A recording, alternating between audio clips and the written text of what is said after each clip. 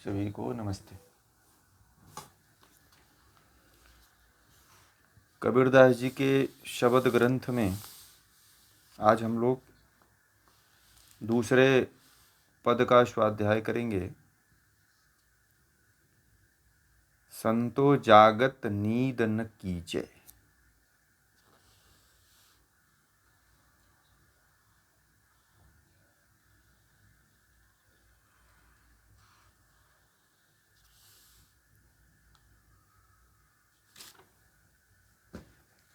ये अलग अलग पुस्तकों में सभी के अलग अलग होगा।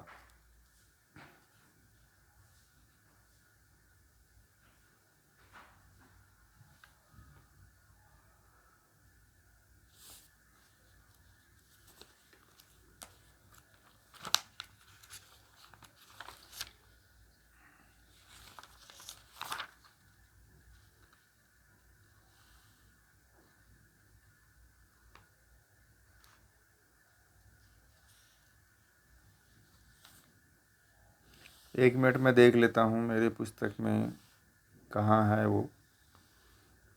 इसमें का जो शब्द का जो पद है वो थोड़ा इधर उधर है, तो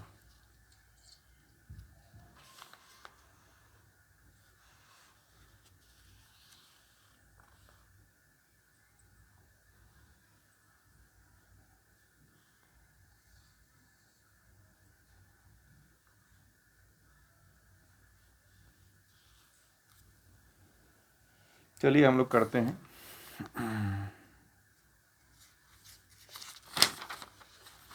संतो जागत नींद न कीजे। तो काल न खाय कल्प नहीं व्यापै, जरा नहीं छीजे।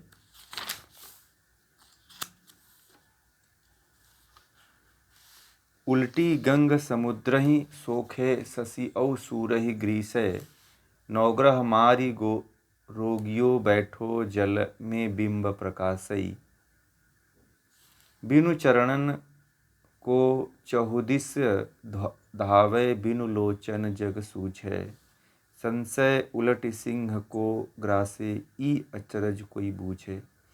औंधे घड़ा नहीं जल बूढ़े, सीधे सो जल भरिया। यही कारण नर भिन्न भिन्न करे, सो गुरु प्रसादे तरिया। बैठ गुफा में सब जग देखे, बाहर किछौ न सूझे। उल्टा बाण परिधि लागे, सुरा होय सो बूझे। गायन कहे कबहू नहीं गावई, अनबोला नित गावई। नटवट बाजा पेखनी पेखे, अनहद हेत बढ़ावई। कथनी बदनी निजुके कई जोवई, ई सब अकथ कहानी। धरती उलटी आकाश ही बेद है, ई पुरुषन की बानी। बिना पियाला अमृत अचवई, नदी नीर भरी राखई। कहीं कबीर सो युग युग जीवे, जो राम सुधारस चाखई। बहुत ही महत्वपूर्ण बात कबीरदास जी ने कहा है कि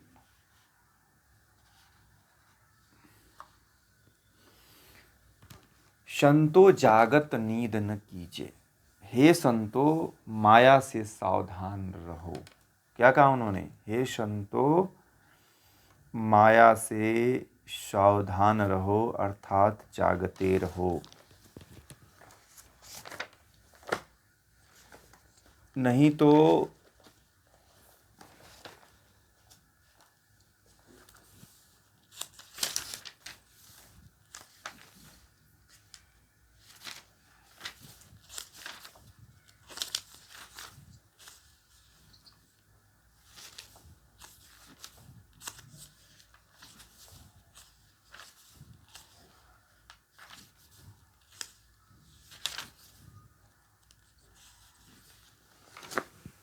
संतों, हे संतों माया से सावधान रहो, नहीं नींद में बेभान नहीं होना।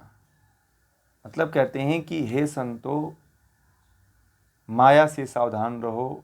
नींद में यदि थोड़ा सा पड़ गए तो समझो कि बड़ी मुश्किल होने वाली है। तुम्हारे शुद्ध स्वरूप चेतन को काल नहीं खा सकता, काल न खाए कल्प नहीं व्यापय।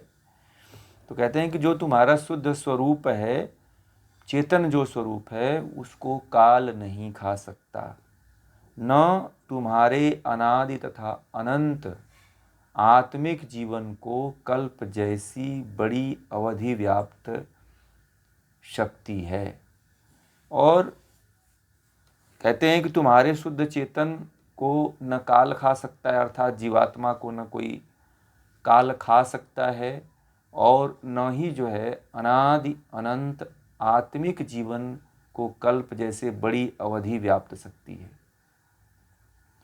ये जो अनादिकाल से जो जीवात्मा व्याप्त है, इसको कोई अवधि भी, कोई सीमा भी नहीं व्याप्त कर सकती है।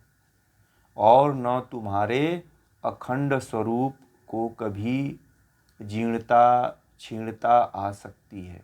जो आत्मा है उसमें कभी बुढ़ापा नहीं होता है, उसमें कोई कभी क्षीणता नहीं होती है, उसमें कोई रोग नहीं होता है, वह अखंड स्वरूप रहता है, वह खंड खंड नहीं होता है। कबीरदास जी ऐसे कह रहे हैं।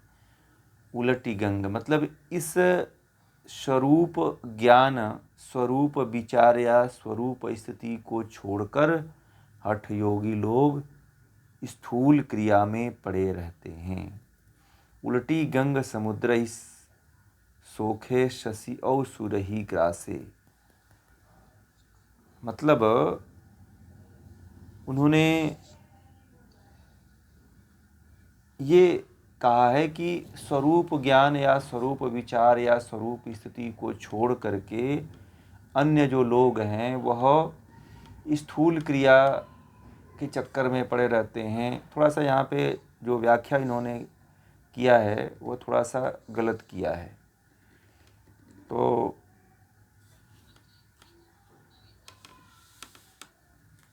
शुभांजलि जी अपना माइक बंद कर लीजिए।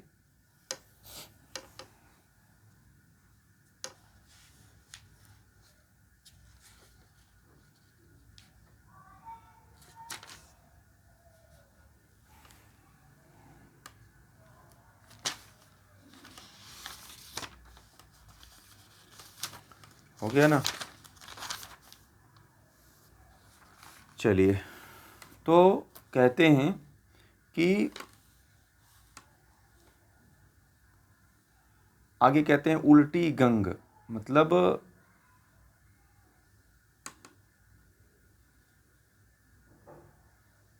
रास्ते में 7 समुद्र पड़ते हैं।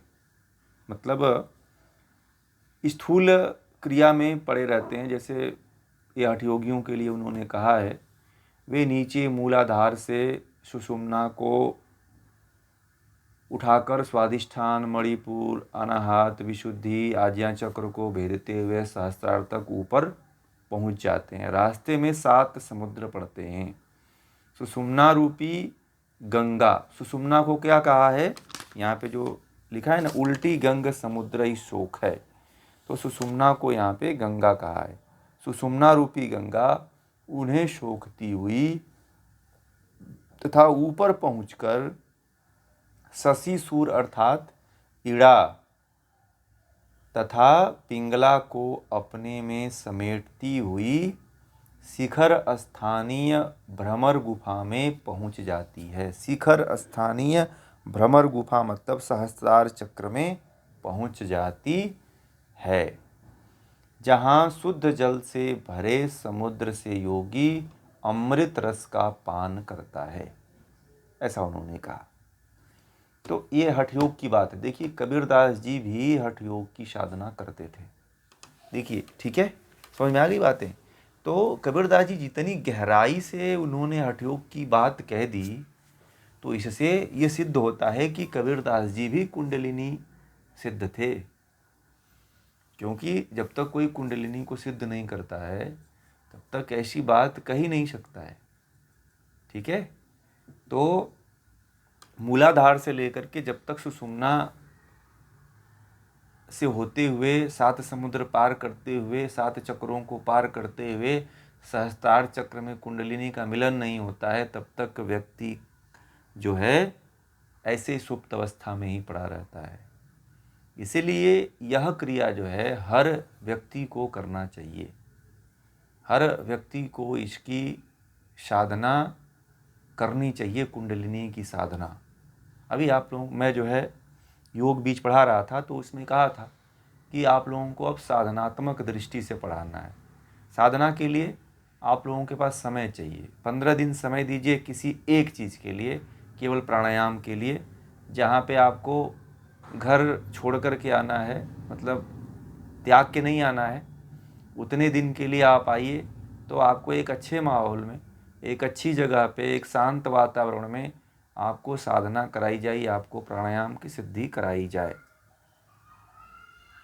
प्रयास जब करेंगे, एक बार में, 2 बार में, 3 बार में, ऐसे जब प्रयास करेंगे तब जा कर के प्राणायाम सिद्ध होगा, तब जा कर के आसन सिद्ध होगा, तब जा कर के मुद्रा सिद्ध होगा, तब जा कर के बंध सिद्ध होगा।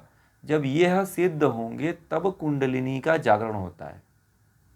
कुंडलिनी का जागरण ऐसे नहीं हो जाता। अब जिस साधना की बात कबीरदास जी कहते हैं कि जब व्यक्ति उस इड़ा पिंगला का भेदन करते हुए शिखर स्थान में वह कुंडलिनी पहुंच जाती है, तब जाकर के व्यक्ति अमृत रस, मतलब योगी जो होता है अमृत रस का पान करता है। खेचरी मुद्राएं हैं तो खेचरी मुद्रा में अमृत रस का पान होता है। तो इस तरह से कोई भी योगी है, कोई भी साधक है, तो वह तभी करेगा जब हठ योग की साधन क्रियाओं का साधन करता है। यदि आप इसकी साधना नहीं करते हो और इसके लिए आपको किसी गुरु या योगी के सानिध्य में रह कर के ही उसकी साधना करनी चाहिए, तभी आप उसको सिद्ध कर सकते हो। ये भी ध्यान दीजिए आप लोग।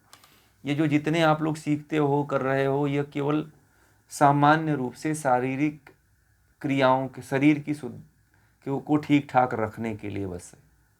अभी आप लोग साधनात्मक दृष्टि से योग नहीं करते हो। कौन सा योग करते हैं अभी आप लोग? अभी आप लोग जो योग करते हैं वह मात्र कौन सा योग है?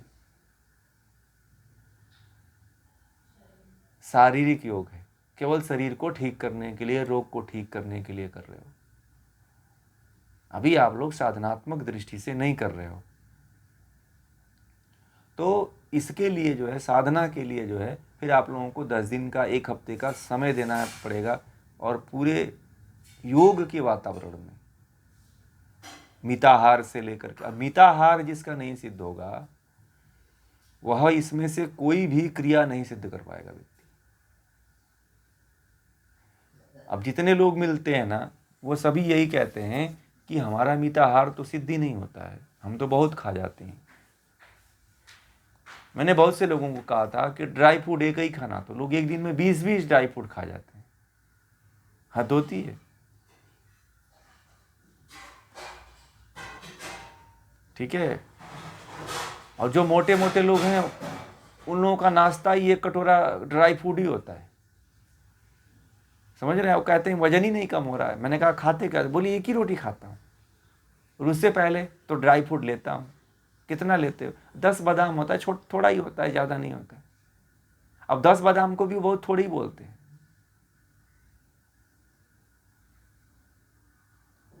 अखरोट दो खाएंगे, काजू 4-5 खा लेंगे, हैं? अंजीर खा लेंगे 2-3, तो कहेंगे कि बहुत कम ही खाते हैं, ज़्यादा नहीं खाते हैं। खाना तो मैं बहुत 1 ही रोटी खाता हूँ। और ड्राई फ्रूट आपने दिन भर का भोजन तो 1 ही बार में ले लिया। और ड्राई फ्रूट जो है आपके 10 दिन खाओ, मतलब आप पूरा भरपेट भोजन करो और थोड़ा सा ड्राई फ्रूट खा लो, तो आपके पूरे पोषक तत्वों की पूर्ति कर देता है। शरीर से मांस कैसे मिटेगा? तो ये लोग समस्या कर देते हैं। ठीक है। तो मिताहार इसीलिए नहीं सिद्ध हो पाता है। तो मिताहार जो है एक वातावरण में हो सकता है, एक अनुशासित वातावरण में यदि किया जाए तो निश्चित रूप से जो है मिताहार सिद्ध हो सकता है। ये बातें जो है हम आप लोगों को करवाएंगे आने वाले समयों में।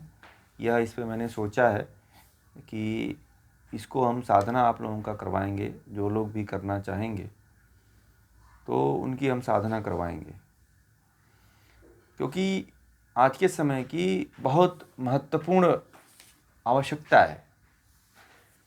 और कबीरदास जी जैसे लोगों के लिए, सामान्य लोगों के लिए, जो ये यह समझता है सामान्य व्यक्ति कि हम तो कुछ कर ही नहीं सकते हैं, हम तो इसमें आगे जा ही नहीं सकते हैं, तो उनके लिए है।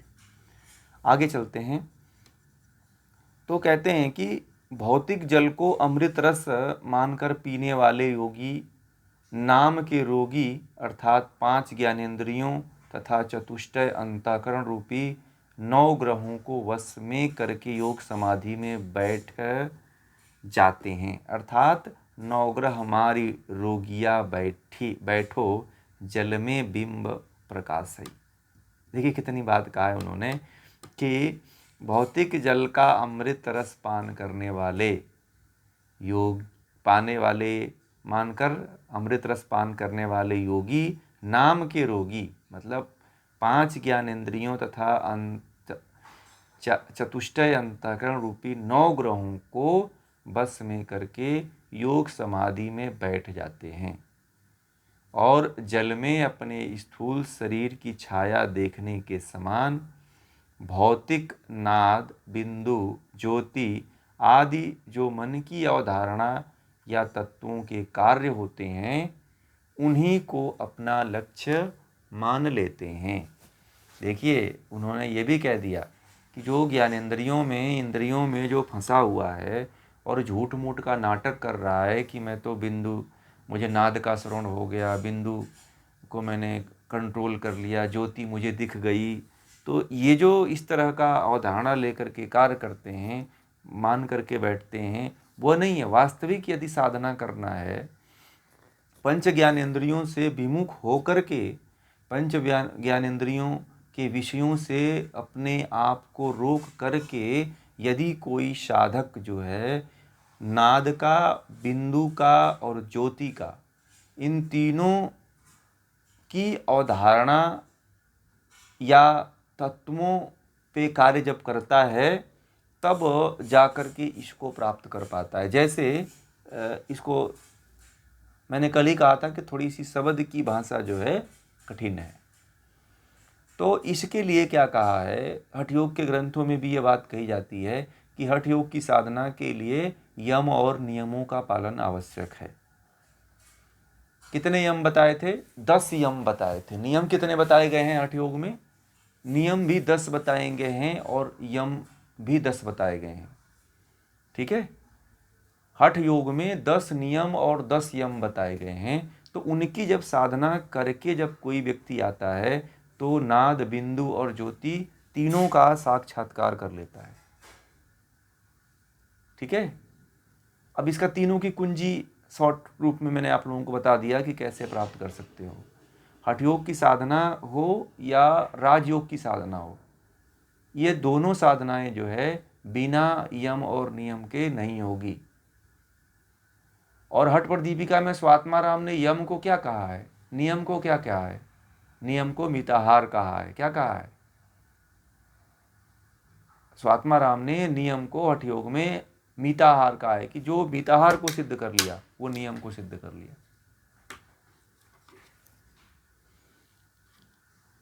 आगे कहते हैं कि औंधे संशय उलट जी, मन बुद्धि, न मन बुद्धि चित्त अहंकार चतुष्टय है। और 9 ग्रह तो आप लोगों को पता है। हाँ हाँ हाँ,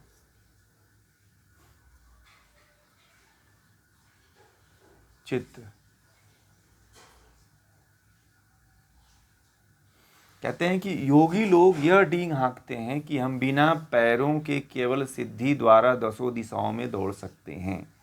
ये बात है ना कि बिनु चरणन 14 धावै, बिनु लोचन जग सूझै।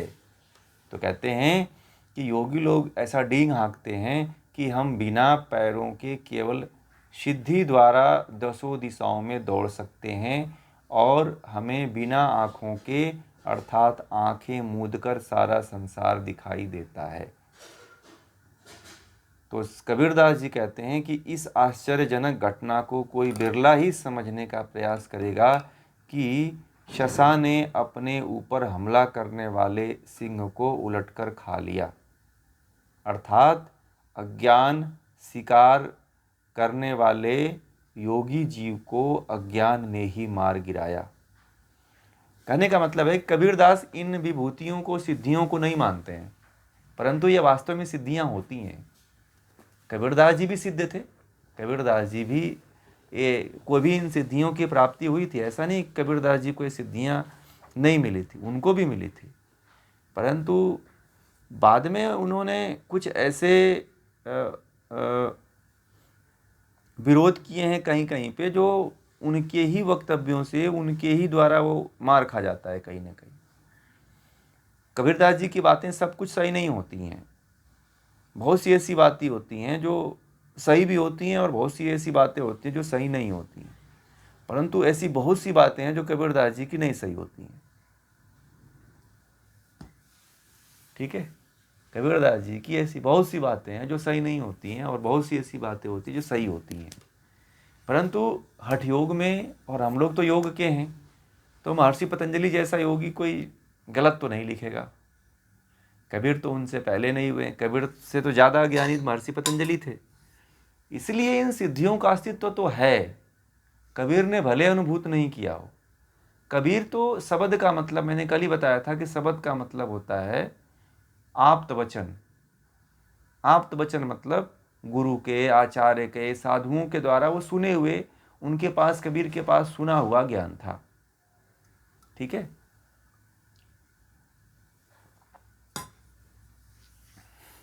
और कबीरदास साधुकड़ी भाषा इसलिए बोलते थे क्योंकि वो उनकी संगति में रहे वो। ठीक है, कबीरदास जो है उनकी संगति में रहते थे, इसलिए उनकी भाषा बोलते थे। किसका?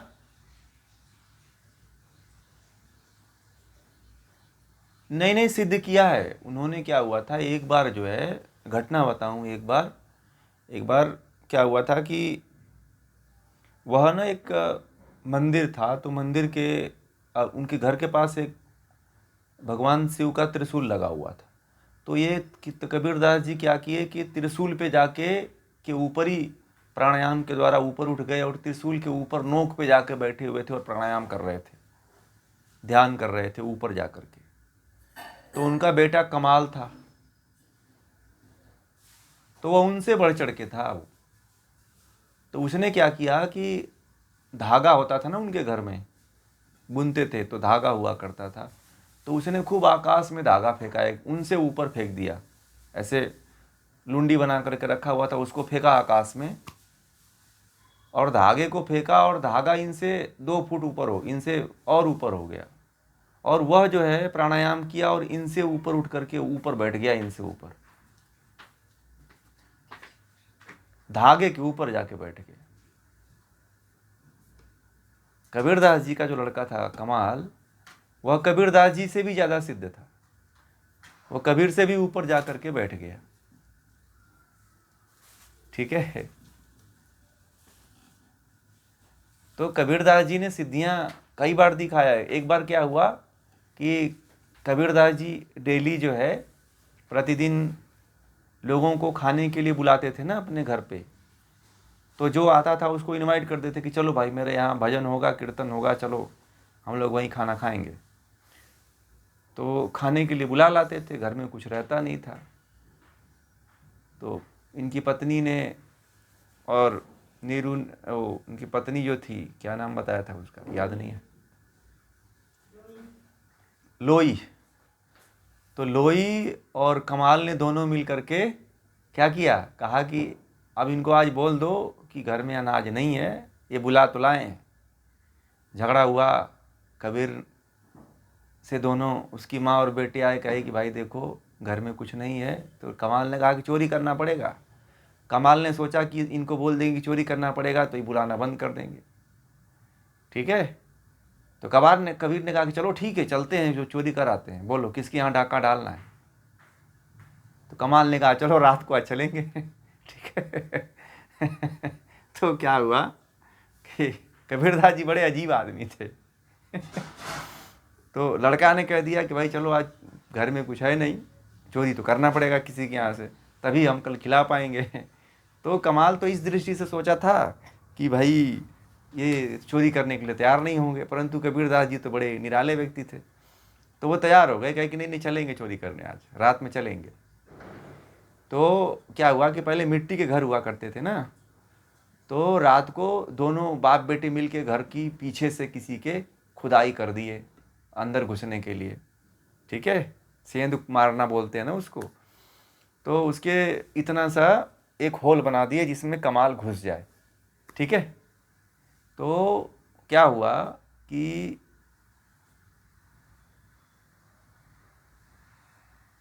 कमाल जो है अंदर घुसा।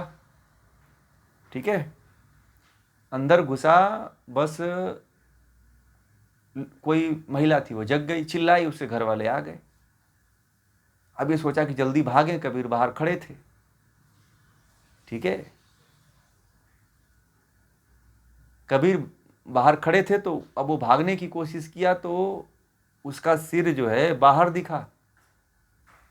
बाहर सिर दिखा तो कबीरदास जी अपने साथ चाकू हथियार भी ले गए थे, तो उसका गर्दन काट के लेके, गर्दन ही भाग गए, सिर उसका काट के लेके भाग गए।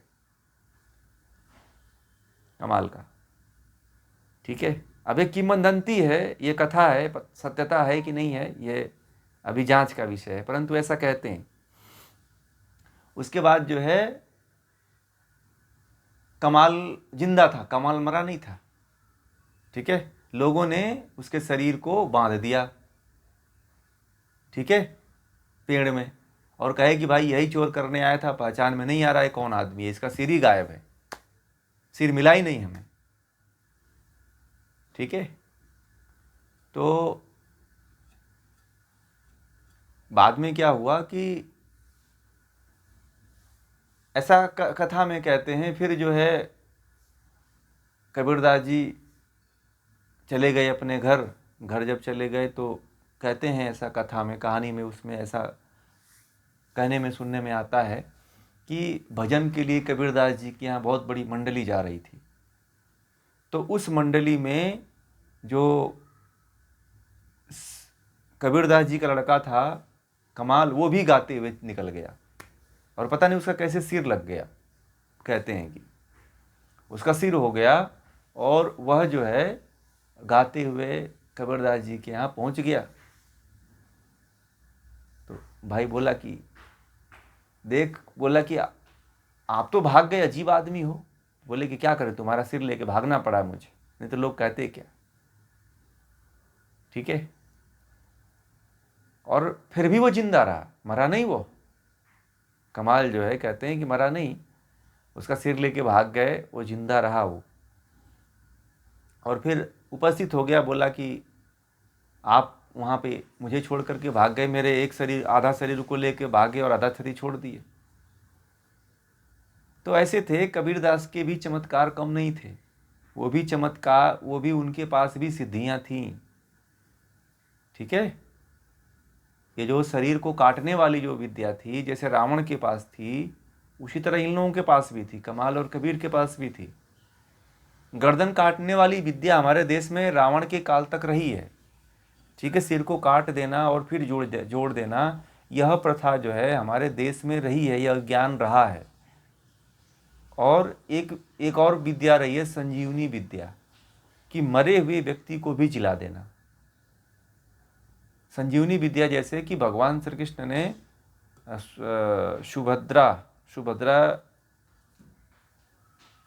जो थी, प्रद्युम्न, नहीं सुभद्रा नहीं, प्रद्युम्न की जो पत्नी थी, तो प्रद्युम्न का कोई जब मारा गया, वो प्रद्युम्न नहीं, सॉरी, वो क्या उसका नाम था, अभिमन्यु ना, अभिमन्यु ही केवल बचा था, और पांडवों में, और अभिमन्यु के उत्तरा के गर्भ में, सॉरी उत्तरा थी, तो उत्तरा के गर्भ में अभिमन्यु का बच्चा पल रहा था, तो उसको भी अश्वत्थामा ने मार दिया था गर्भ में ही। बच्चा छोटा था तो बच्चे को ही मार दिया था अश्वत्थामा ने, तो भगवान श्री कृष्ण ने उसको मृत संजीवनी विद्या के द्वारा उसको पुनः जीवन दिया था, पुनः से उसको जीवित किया था। ऐसी ऐसी विद्याएं थीं प्राचीन काल में। जो है महाभारत काल में कहते हैं कि बहुत बड़ी बड़ी विद्याएं थी, और महाभारत के साथ हमारे देश में बहुत बड़ी बड़ी विद्याएं नष्ट हो गई, ऐसा कहते हैं लोग। ठीक है, बहुत बड़ी बड़ी विद्याएं थी, और वह विद्याएं, बहुत सी विद्याएं तो विलुप्त हैं। मृत संजीवनी विद्या अब नहीं है, और मृत संजीवनी विद्या राक्षसों के पास भी थी, पता है आप लोगों को?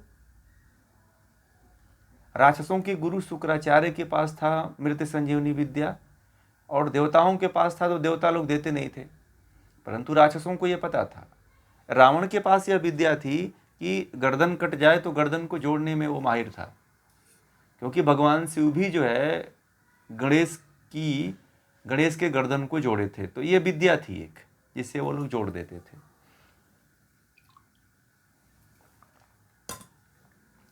भारत में ऐसे बहुत से विषय मिलते हैं जिसमें आपको यह देखने के लिए मिलेगा कि किसी को भी, कोई भी कट जाता था तो उसको जोड़ने की शक्ति रखते थे। ऐसे कबीर भी जोड़े थे अपने जो है कमाल का। तो आगे कहते हैं कि सदगुरु कबीरदास जी कहते हैं कि इस आश्चर्यजनक घटना का कोई विरला ही समझने का प्रयास करेगा कि ससा ने अपने ऊपर हमला करने वाले सिंह को उलटकर खा लिया, अर्थात अज्ञान का शिकार करने वाले योगी को अज्ञान ने ही मार डाला।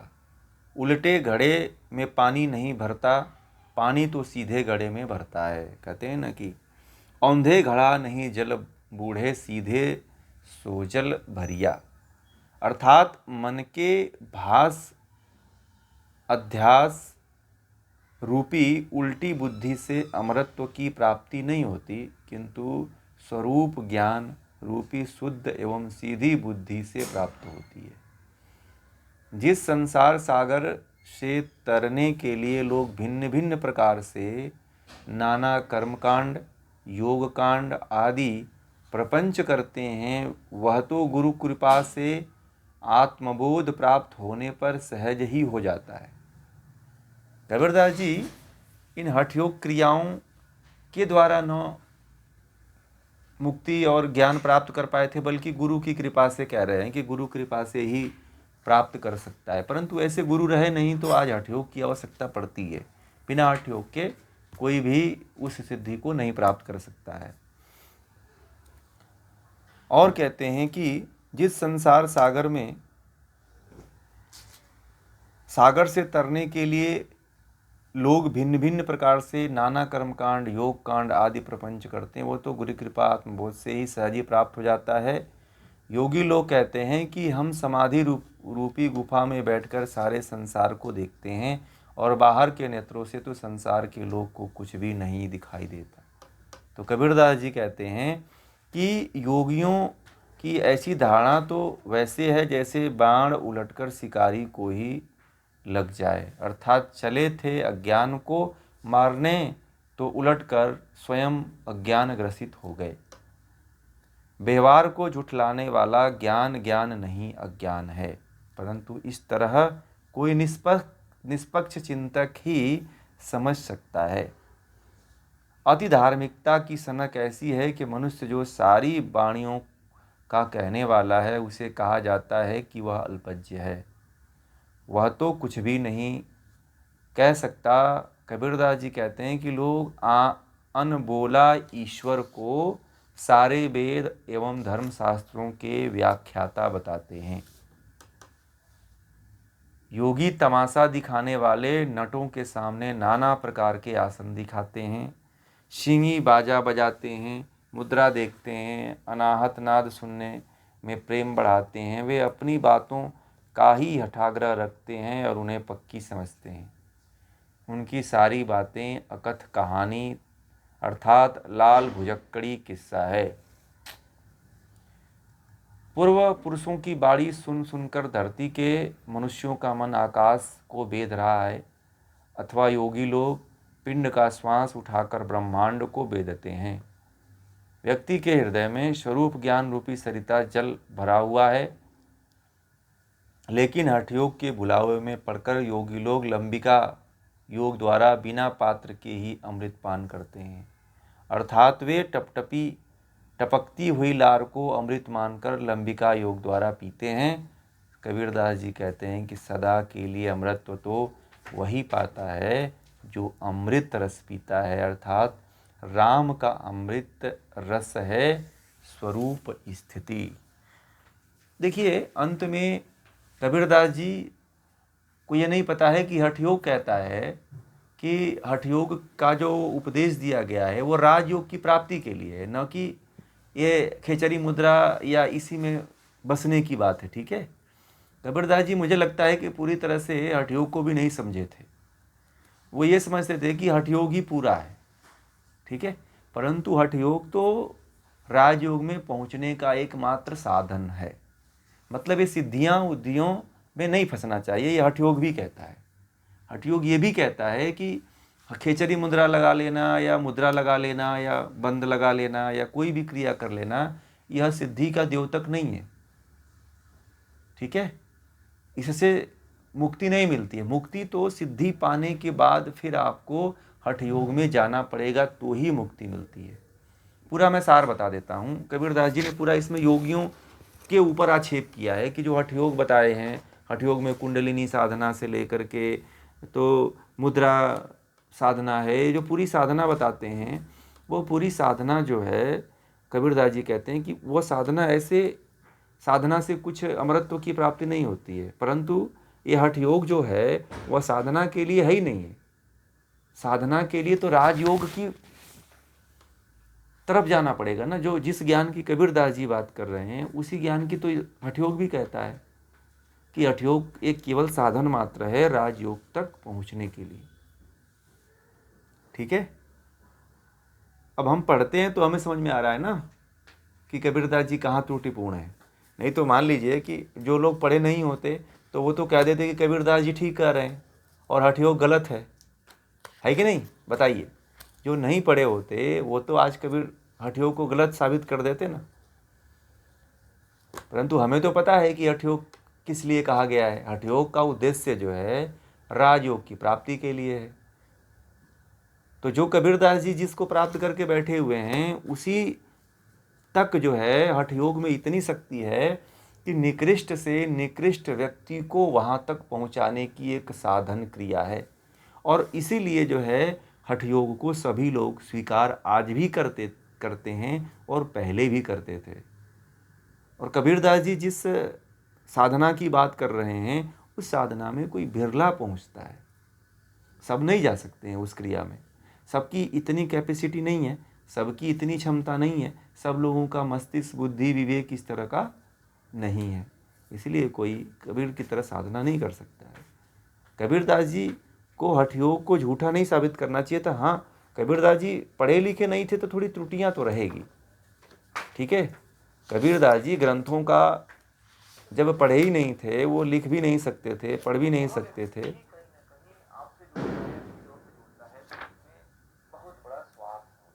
तो इसीलिए जो है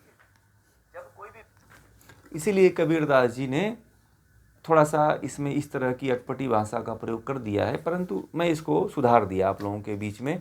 यदि आप लोग अब पढ़ना तो कोई पूछे आपसे कि क्यों पढ़ रहे हो, किस लिए पढ़ रहे हो, तो आप उसको समझा देना कि हठयोग में कुछ ऐसी बातें हैं। परंतु कबीरदास जी के जो दोहे हैं उनको समय समय पे आप लोगों के सामने उसको सही करवाता रहता हूँ कि कहाँ कहाँ पे गड़बड़ियाँ हैं, कहाँ कहाँ कबीर ने सही लिखा हुआ है, कहाँ कहाँ पे गलत लिखा हुआ है। तो जी हाँ, हठयोग केवल साधन है राजयोग तक पहुँचने के लिए, महर्षि पतंजलि के योग सूत्र तक पहुँचने के लिए। हाँ, राजयोग की प्राप्ति के लिए साधन है, केवल मोक्ष मिल जाता है। हाँ, वो समाधि हुई, एक तरह से समाधि है। राजयोगी समाधि है ना। हाँ, जैसे अष्टांग योग है ना, यम नियम आसन प्राणायाम प्रत्याहार धारणा ध्यान समाधि, यही राजयोग है। हाँ, यही इनका पालन करना, इनके चित्तवृत्ति का प्रयोग आप लोगों को क्यों करवा रहा हूँ, ये राजयोग का ही तो प्रयोग करवा रहा हूँ ना आप लोगों को। हाँ, आप लोगों को हठ योग भी सिखा रहे हैं, साथ साथ राजयोग भी करवा रहे हैं। इसीलिए मैं इसीलिए तो बोल रहा हूँ कि आप लोग हठ योग से जुड़ो, तो आप लोगों को समझ में आएगा। हठ योग के जो कोर्सेज चल रहे हैं इसमें आप लोग ज्वाइन हो जाया करिए, क्योंकि बहुत कुछ नॉलेज है जो आप लोगों को इसमें नहीं मिलेगा, कहीं नहीं मिलेगा। हठ योग के ग्रंथों में ऐसे ऐसा ज्ञान है जो आप लोग ढूंढोगे तो कभी नहीं मिलेगा। ठीक है जी।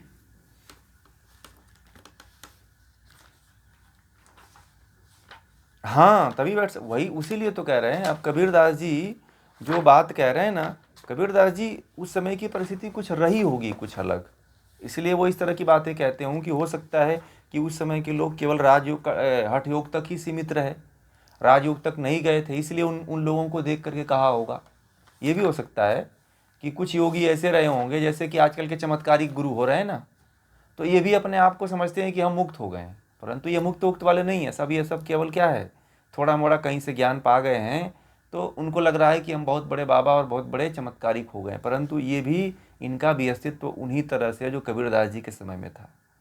ये कोई मुक्त व्यक्ति नहीं है लोग, और ना ही कभी जीवन में लोग मुक्त होने वाले हैं, आपको लिखित दे रहा हूँ। ठीक है, चमत्कार दिखाया जा सकता है, उनकी तरह चमत्कार करने के लिए बैठे तो आज एक महीने में उनसे ज़्यादा ऊपर पहुंच जाएंगे, परंतु ये काम ही नहीं करना है कि नहीं, क्योंकि ये लोगों के साथ अन्याय होगा, पाप होगा, और लोगों का विश्वास खत्म होता है इससे। आजकल लोग बता देते हैं आपका नाम देख करके, आपका फलाना, ये कोई बहुत बड़ी बात नहीं है, आप भी कर सकते हो इसको।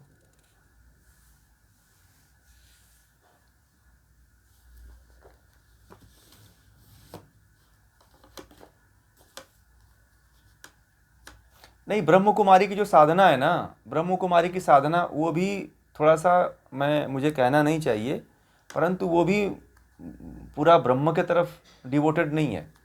मैं बता दूंगा उसमें भी बहुत त्रुटियां हैं। आप जो प्योरिटी जो चाहिए ना, वो उसमें भी नहीं है। आप लोग कभी, हाँ, एकदम एकदम बहुत अच्छा पकड़ा कि ब्रह्म को उन्होंने क्या मान लिया है, शिव बाबा मान लिया है। क्या मान लिया है? हाँ, ब्रह्म को लोगों ने शिव बाबा मान लिया। सबसे बड़ा फॉल्ट यही है, दुनिया का सबसे बड़ा फॉल्ट यही। ठीक है, हाँ, बस बस। अब जानिए कि अब वो लोग पूरा फेल हो गया, पूरा थ्योरी फेल है उनकी। ठीक है, पूरा हमको हमारे पास जो है दो लड़कियां, मुझे वहाँ पे उनके यहाँ उनके आश्रमों में मेरा 4 बार लेक्चर हुआ था, तो मेरी बातों को सुनते थे वो लोग।